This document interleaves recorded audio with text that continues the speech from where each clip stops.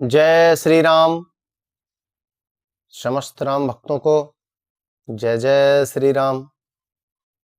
आज दिन शनिवार है, प्रभु वीर बजरंगबली जी महाराज का दिन भी है।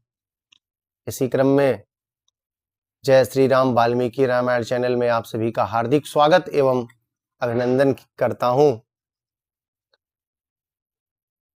आप सभी विगत कई दिनों से श्रीमद् वाल्मीकि रामायण महात्म्य का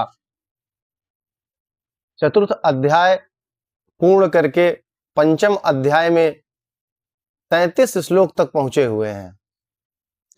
इसी क्रम में आज आगे की भी व्याख्या की जाएगी। श्रीमद् वाल्मीकि रामायण महात्म्य का श्रवण करना बहुत ही जरूरी है। इसलिए महत्वपूर्ण है कि वाल्मीकि रामायण है क्या, उसको पढ़ने से लाभ क्या होते हैं, उसको पढ़ने से पूर्ण क्या मिलता है, कैसे पढ़ना चाहिए, कब पढ़ना चाहिए, सारी चीजें वाल्मीकि रामायण महात्म्य में ही दर्शाई गई हैं। इसलिए श्रीमद् वाल्मीकि रामायण शुरू करने से पहले हमने श्रीमद् वाल्मीकि रामायण महात्म्य का वर्णन करना उचित समझा। आज लास्ट अंतिम अध्याय है 5वां, जिसका 33 श्लोक इसके पूर्व वीडियो में सुनाया जा चुका है। अब इसी क्रम में 33 से 34वां श्लोक से शुरू करता हूं, संस्कृत एवं हिंदी व्याख्या सहित। जय श्री राम। श्लोक संख्या 34।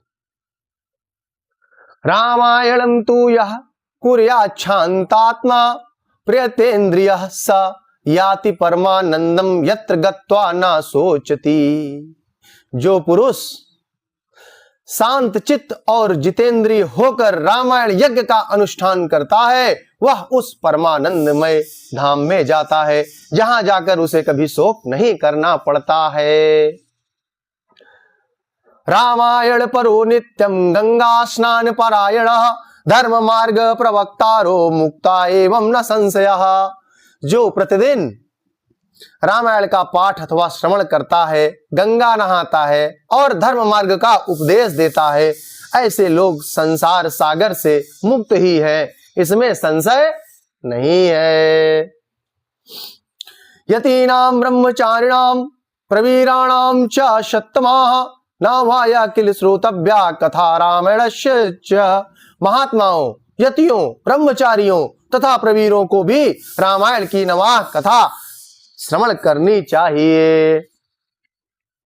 श्रुत्वा नरो राम कथामति दीप्तो अति भक्तितः ब्रह्माणः पद्मासाद्य तत्रैव परिमोदते। राम कथा को अत्यंत भक्ति पूर्वक सुनकर मनुष्य महान तेज से उद्दीप्त हो उठता है और ब्रह्मलोक में जाकर वहीं आनंद का अनुभव करता है।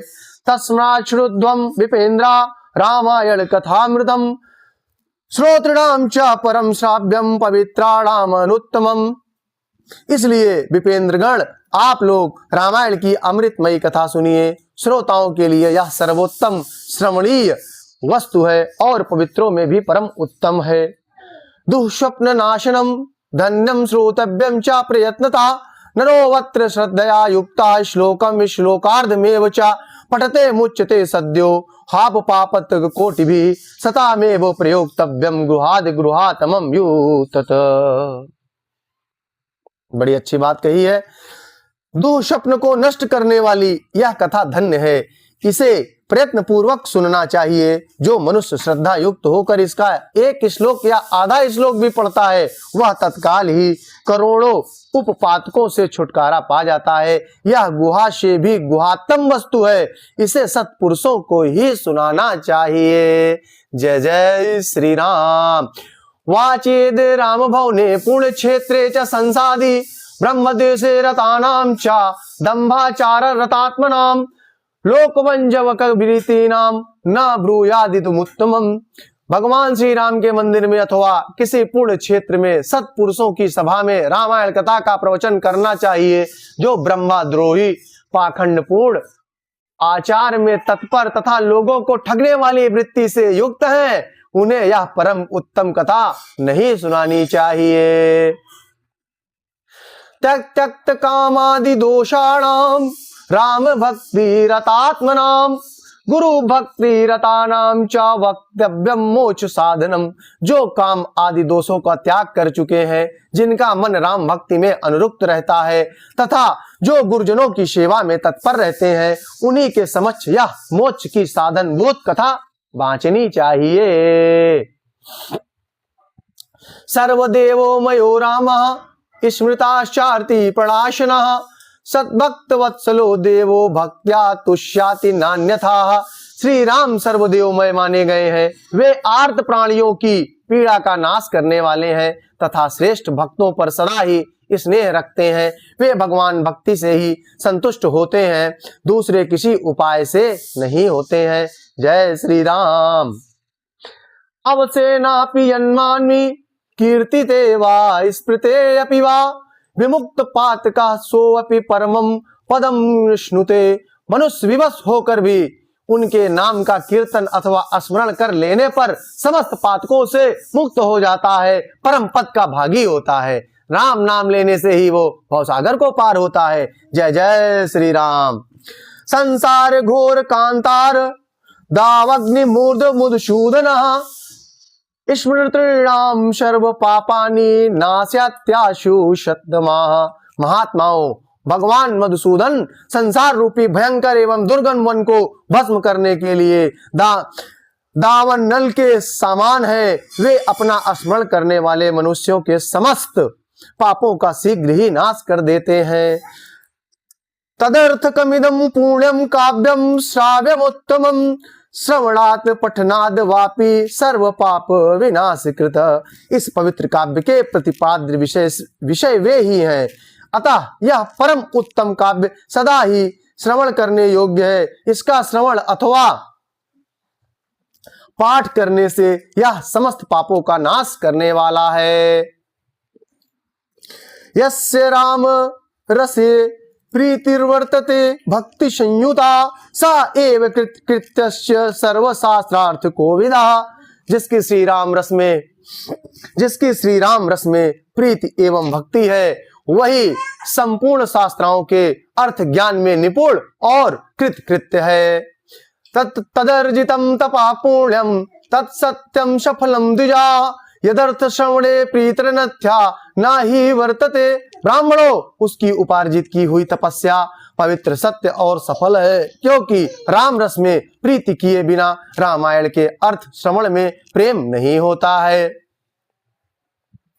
रामायण पराये तु राम नाम परायणा ता एव कृत्यस्य घोरे कलियुगे द्विजाः। जो द्विज भयंकर कलिकाल में रामायण तथा श्री राम नाम का सहारा लेते हैं, वे ही कृत्य हैं। जय जय श्री राम। नावाया किल श्रोतव्यम रामायण कथामृतम ते कृतज्ञा महात्मान इस्तेभ्यो नित्यम नमो नमः। रामायण की इस अमृतमयी कथा का नावा श्रवण करना चाहिए। जो महात्मा ऐसा करते हैं वे कृतज्ञ हैं, उन्हें प्रतिदिन मेरा बारंबार नमस्कार है।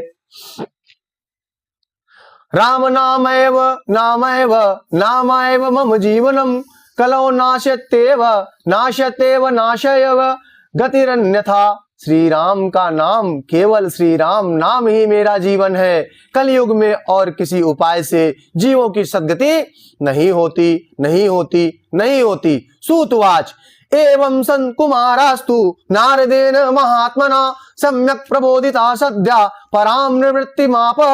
सूत जी कहते हैं, महात्मा नारद जी के द्वारा इस प्रकार ज्ञानोपदेश पाकर सनत कुमार जी को तत्काल ही परमानंद की प्राप्ति हो गई। तस्मात् श्रुध्वं विपेन्द्रा रामायण कथामृतम नावाया किल श्रोतव्यम सर्व पापैः प्रमुच्यते। अतः विप्रवरो, तुम सब लोग रामायण की अमृतमयी कथा सुनो। रामायण को 9 दिन में ही सुनना चाहिए, ऐसा करने वाला समस्त पापों से मुक्त हो जाता है। जय श्री राम। श्रुता चैतन्य महाकाव्यम वाचिकम यस्तु पूजयेत् तस्य विष्णु प्रसन्ना स्यात् श्रिया सह द्विजोत्मा। द्विजोत्मो, इस महान काव्य को सुनकर जो वाचक जो वाचक की पूजा करता है उस पर लक्ष्मी सहित भगवान विष्णु भी प्रसन्न होते हैं। जय श्री राम। वाच के प्रीतमात्मन्ये ब्रह्म विष्णु महेश्वरा प्रीता भवन्ति विप्रेंद्रा नात्र कार्या विचारणा। विपेंद्रगण वाचक के प्रसन्न होने पर ब्रह्मा विष्णु और महादेव जी प्रसन्न हो जाते हैं। इस विषय में कोई अन्यथा विचार नहीं करना चाहिए। रामायण वाचिकाय गावो वासांसि कांचनम रामायण पुस्तकम चा दद्यादिविक्तानुसारतः।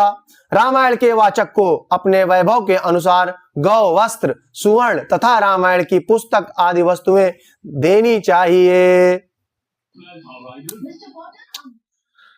तस्य पुण्य फलम बच्चे श्रुध्वं सुषमाहिता न बाधन्ते ग्रहास्तस्य भूत वेतालिकादयः तस्यैव सर्वश्रेयांशी वर्धन्ते चरिते श्रुते। उस दान का पुण्य फल बता रहा हूं आप लोगों को, एकाग्रचित होकर सुनिए। उस दाता को ग्रह तथा भूत वेताल आदि कभी बाधा नहीं पहुंचाते। जो श्री रामचरित्र का श्रवण करने पर श्रोता के संपूर्ण श्रेय की वृद्धि होती है। इसलिए रामायण का सुनना ही बहुत महत्वपूर्ण बताया गया है। न चाग्नि बार्धते तस्य न चौरादि भयम यथा एत जन्मार्जितैः पापैः सद्य एवो विमुच्यते सप्तवंश समेतस्तु देहांते मोक्षमाप्नुयात्। उसे ना तो अग्नि की बाधा प्राप्त होती है और ना चोर आदि का भय ही। वह इस जन्म में उपार्जित किए हुए समस्त पापों से तत्काल मुक्त हो जाता है। वह इस शरीर का अंत होने पर भी अपनी 7 पीढ़ियों के साथ मोक्ष का भागी होता है। जय श्री राम। इतेद्यन्यः समाख्यातं नारदेन प्रभासितं सनत्कुमार मुने पृच्छते भक्तिताः पुरा। पूर्व काल में सनत कुमार मुनि के भक्ति पूर्वक पूछने पर नारद जी ने उनसे जो कुछ कहा था वह सब मैंने आप लोगों को बता दिया। रामायण मादि काव्यम सर्व वेदार्थ समतम सर्व पाप हरम पुण्यम सर्व दुख खनिर्वहरणम समस्त पुण्य फलदम सर्व यज्ञ फल प्रदम। रामायण आदि महाकाव्य है। रामायण आदि महाकाव्य है। यह संपूर्ण वेदार्थों की सम्मति के अनुकूल है। इसके द्वारा समस्त पापों का निवारण हो जाता है। यह पूर्णमय काव्य संपूर्ण दुखों का विनाशक तथा समस्त पुण्य और यज्ञों का फल देने वाला है। ये पठन्यत्र विबुधाः श्लोकम श्लोकार्धमेव च न तेषां पाप बंधस्तु कदाचिदपि जायते। जो विद्वान इसके एक या आधे श्लोक का भी पाठ करते हैं उन्हें कभी पापों का बंधन नहीं प्राप्त होता है। रामार्पितमिदं पूर्णं काव्यं तु सर्व कामदं भक्त्या शृण्वन्ति विदन्ति तेषां पुण्य फलम शृणुम। श्री राम को समर्पित किया हुआ यह पुण्य काव्य संपूर्ण कामनाओं को देने वाला है। जो लोग भक्ति पूर्वक इसे सुनते हैं और समझते हैं उनको प्राप्त होने वाले पूर्ण फल का वर्णन सुनो। सज्जन्मार्जितैः पापैः सद्य एव विमोचितः सहस्त्रकुल संयुक्तैः प्रयान्ति परमं पदम। वे लोग 100 जन्मों में उपार्जित किए हुए पापों से तत्काल मुक्त को अपनी हजारों पीढ़ियों के साथ परम पद को प्राप्त होते हैं। किम तीर्थ गोर प्रदार नैवार किम तपोभिः किम ध्वरैः अहन्यहनि रामस्य कीर्तनम परिशुण्वाताम। जो प्रतिदिन श्री राम का कीर्तन सुनते हैं उनके लिए तीर्थ सेवन गोदान तपस्या तथा यज्ञों की क्या आवश्यकता है। इनका कहना है जो सिर्फ वाल्मीकि रामायण का श्रवण करता है उसको जो है गोदान और अन्य पुण्यों की कोई आवश्यकता नहीं है। उसका फल सिर्फ वाल्मीकि रामायण श्रवण करने मात्र से ही आपको प्राप्त होता है। चैत्रे माघे कार्तिके चा रामायण कथामृतम न वै हो भी श्रोतव्यम रामायण कथामृतम। चैत्र माह तथा कार्तिक मास में रामायण की अमृतमयी कथा का नावापरायण सुनना चाहिए। राम प्रसाद जनकम राम भक्ति विवर्धनम सर्व पाप क्षयकरम सर्व संपत्ति वर्धनम। रामायण श्री रामचंद्र जी की प्रसन्नता प्राप्त करने वाला, श्री राम भक्ति को बढ़ाने वाला, समस्त पापों का विनाशक तथा सभी संपत्तियों की वृद्धि करने वाला है। यत्सेवेत्र छिड़ुद्याद वापि पठेद वा सुसमाहितः सर्व पाप विनिर्मुक्तो विष्णु लोकम सगच्छति। जो एकाग्रचित्त होकर रामायण को सुनता अथवा पढ़ता है वह सब पापों से मुक्त हो भगवान विष्णु के लोक में जाता है। जय श्री राम। इत श्री स्कंद पुराणे उत्तरखंडे नारद सनत कुमार संवादे रामायण महात्म्ये फलानुकीर्तमं नामं पंचमो अध्यायः। इसी प्रकार से स्कंद पुराण में उत्तरखंड में श्री नारद जी और सनत कुमार संवाद के अंतर्गत रामायण महात्म्य के प्रसंग में फल का वर्णन नामक 5वां अध्याय पूर्ण हुआ। सभी राम भक्तों को जय श्री राम। इसी तरह से रामायण और नारद जी और सनत कुमार के संवाद में आज 5वां अध्याय श्रीमद् वाल्मीकि रामायण महात्म्य का संपूर्ण हुआ है। आप सभी इसका श्रवण करें और इसका लाभ लें।